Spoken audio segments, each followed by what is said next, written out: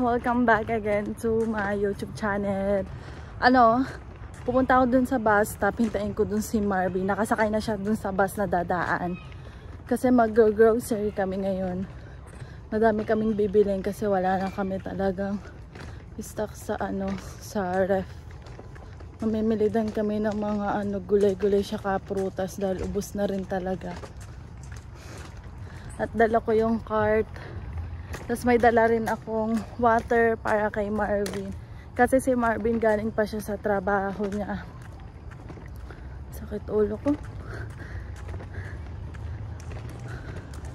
Lakad-lakad. Nag-message na kasi siya. Sabi niya abang na daw ako kasi nakasakay na daw siya. Ibig sabihin papunta na yung bus dito. Napansin niya nakaayos ako ngayon. Sabi ko mag-ayos nga ako. Para naman medyo hindi naman ako mukhang putla. So, tagal-tagal ko nang huling nag-ayos eh. Ginamit ko yung mga makeup na binigay sa akin, guys. Ayun guys, yung mga puno. Hindi siya ganun nakaliwanag dahil nga medyo madilim na din kasi. Maganda dito kapag may araw pa. Ganda.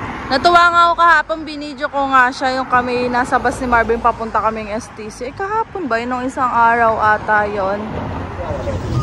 Baba na ako guys. Hindi ko na na-video ko nasa si Marvin. Nasa dulo ka pala be? Tara. Daming nabili dun sa Real McCoy. Daming tao, puno. Mura ng burger, no? Ayan na yung bus. Ay, puno, shit. Doon tayo sa likod, be. Dito na kami sa Skyland, guys. Ayan. Nakaano pa si Ma. Hindi ka na palang dadala ng sapatos. Ayan na rin talaga pang uwi mo. Oo. Lab na lab ko to eh. Aba, ingatan mo yan. Bumibigay na. Isipin mo naman kasi sa 5 years dati ba yung goma, yung titibid tayo dati. Oo, syempre bago pa lang tayo. Kaya yung kaya mumurahin na anong binili natin eh. Wala pa tayong pang budget. Pero syempre sa susunod hindi na Walmart ang gagamitin mo. Walmart yan eh. Sneakers and sneakers. Dito na kami guys. Si Habi. Papabilan niya muna yung dala namin. Kuha tayo ng isang cheese. Ito ba? Oo. Mura kasi guys. $3.99. Yung isang binibili namin $4.99. Kuha kami ng butter guys. Oo, tapon na natin yun. Salmon. Hipon.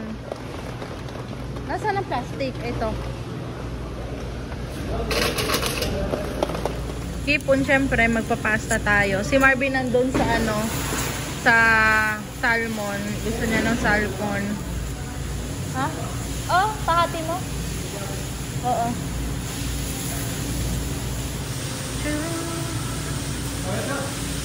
Dali.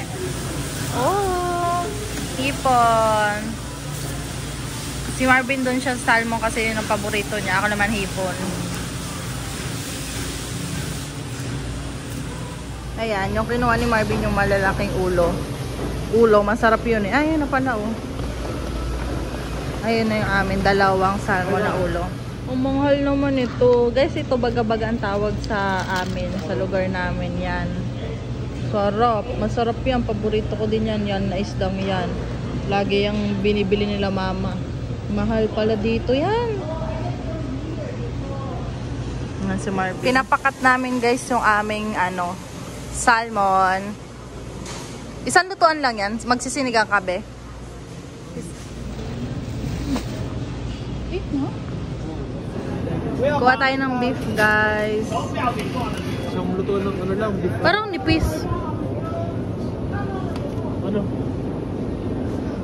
Wow, laki. 12 na ito mga ito, 11. Ayan. Dahil kapal kasi naman ito yun. Ayun taba. Bagay. Ito. Pwede na yan. Ito yan? Isang din tayo, chicken. Okay na yan. Isang chicken, isang beef. Hinahanap namin guys yung ebap. Ayan, mamaya tingnan natin yung ebap dyan. Tapos babalik kami dun sa Sa pork. Saan ba ang pork? Pero titignan ko. Wala. Walang sale? Yung nung sa ano, dun sa jamming kasi Yung buo. Hindi ito. Hindi ito. Ay, ito pala. Alin dyan? $4. Ayan, malaki. Mas malaki to. Mas malaki yon. Ha? Hindi, titimbang naman to eh. Ayan, nakalagay sa timbang. Almost same lang. 9.96 almost same naman. Ilan ba bibili? Dalawa? Ah, sige.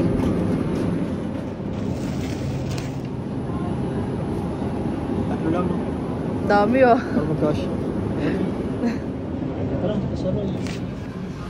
Ketchup ni Marvin. Hanapin natin ang evap, guys. Hala, ba't walang evap? Walang evap dito? Puro coconut. Ano to eh?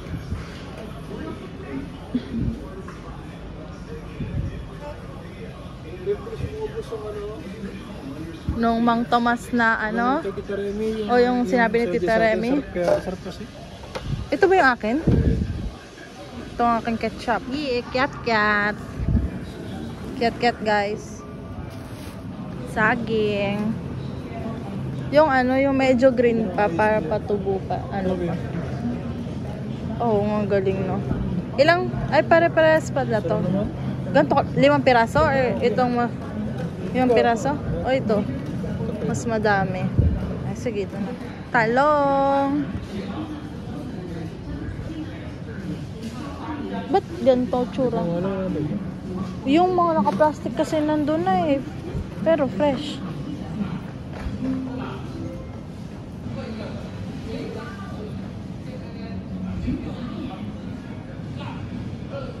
Check ni Marvin yung naka-plastic, guys.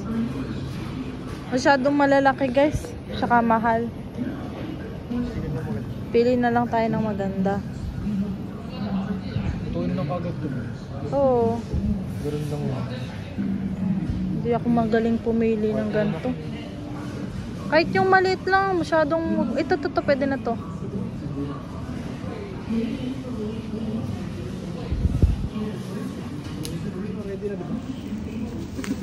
Bok choy, guys. Alin? Ay, malinis. Ito. Ay, bagong hugas. Hinanap-hanap namin ikaw. Nandito ka lang pala. Ayan, guys. Evap. Mahal lang hindi. Mahal lang. Kuha tayo ng isang pancit canton. I miss you. 2 months na kita hindi nakakain. Kala ko sa asukal tayo. Diba? Ano yan? Yung cashew. Next time. Alin yung sugar natin dyan? Ito? 2.99. Ito? Mas dark pa? Pares lang 2.99. Ay, ito 2.99. Ito yung 3.99 eh.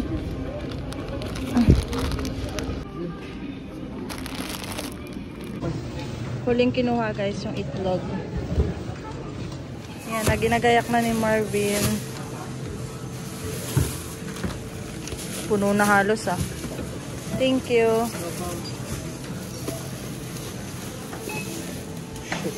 Yan, last one.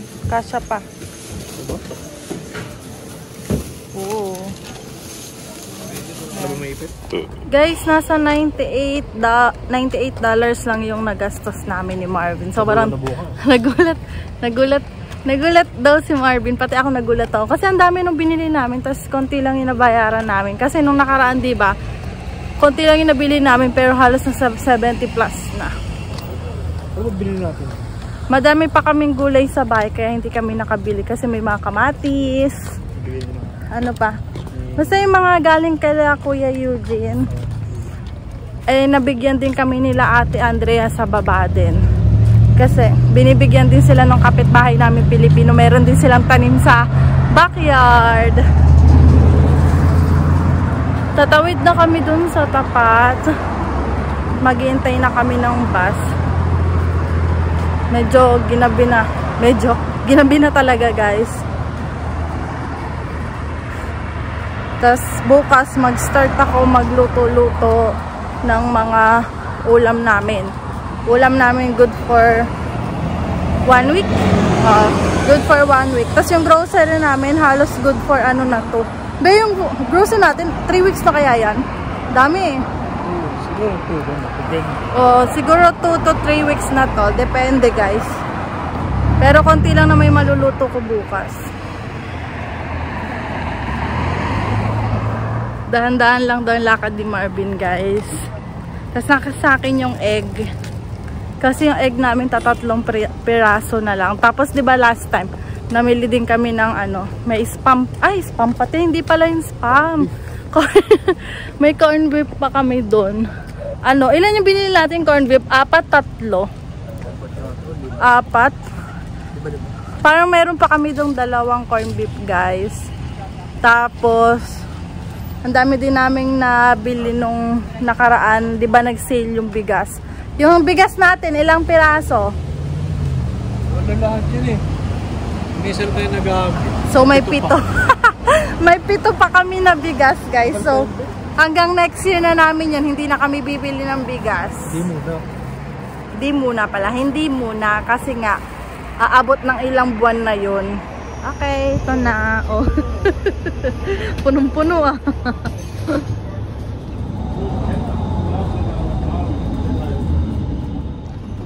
Okay. Bali 2 bus pala guys mula dun sa bababa namin papunta sa bahay. Pero malapit lang naman yung tigilan nito. Mga 2 stop lang tapos bababa na kami. 2? 3 ata. Dito na kami mag-aabang na. Oy bebe, naka-stop na. Naglalakad sa ulo. O dahan-dahan.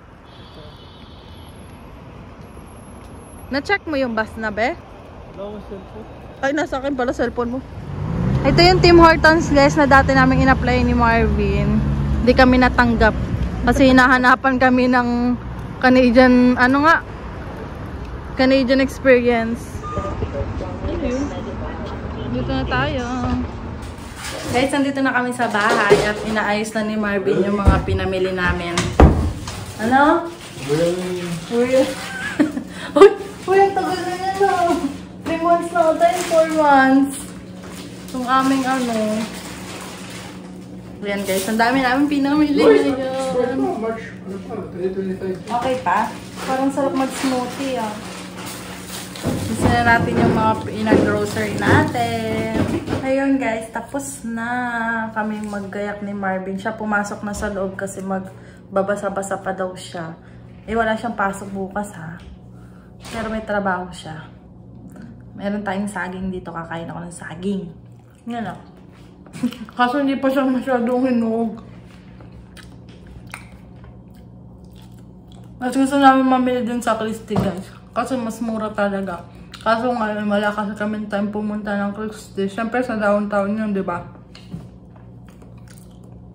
Hindi kasi ako nag-grocery mag-isa. Kasi mabigat. Ayaw ni Barbie magbubuhat ako ng mabigat.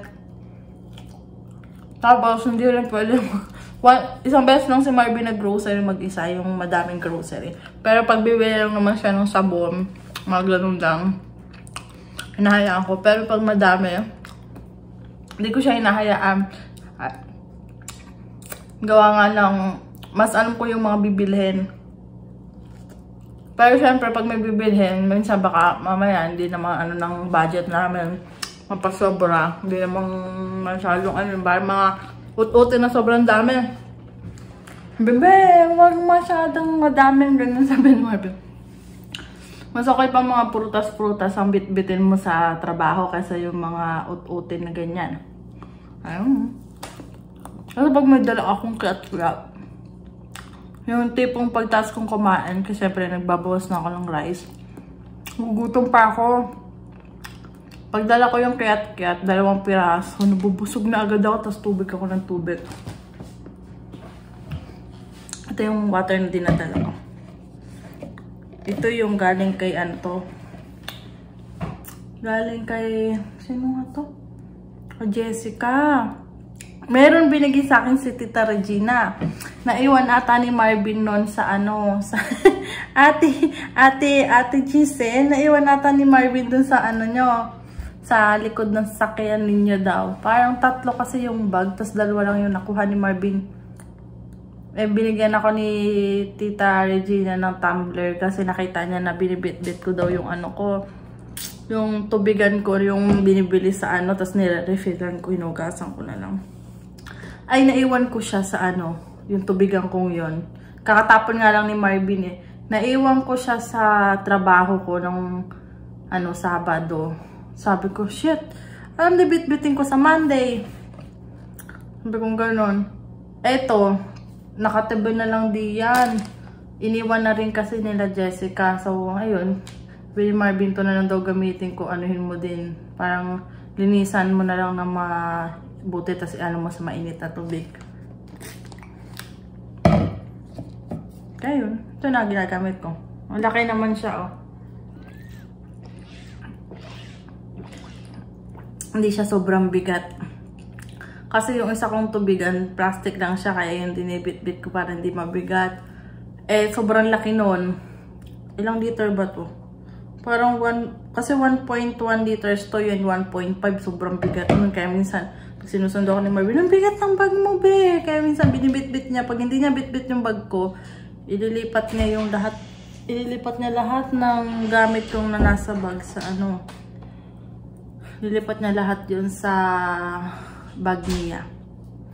Para hindi mabigat yung bag ko.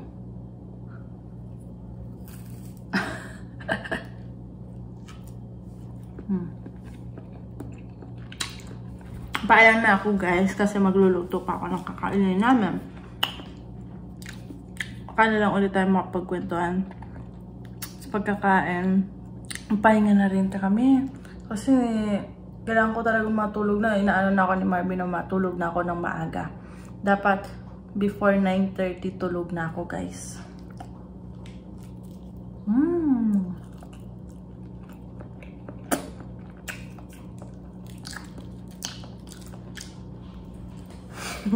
Hold on na. Paalam, don't forget to like and subscribe to my YouTube channel para updated kayo sa mga videos ko pa guys. Tapos yung Facebook page ko po na Crystal Larita. Bye!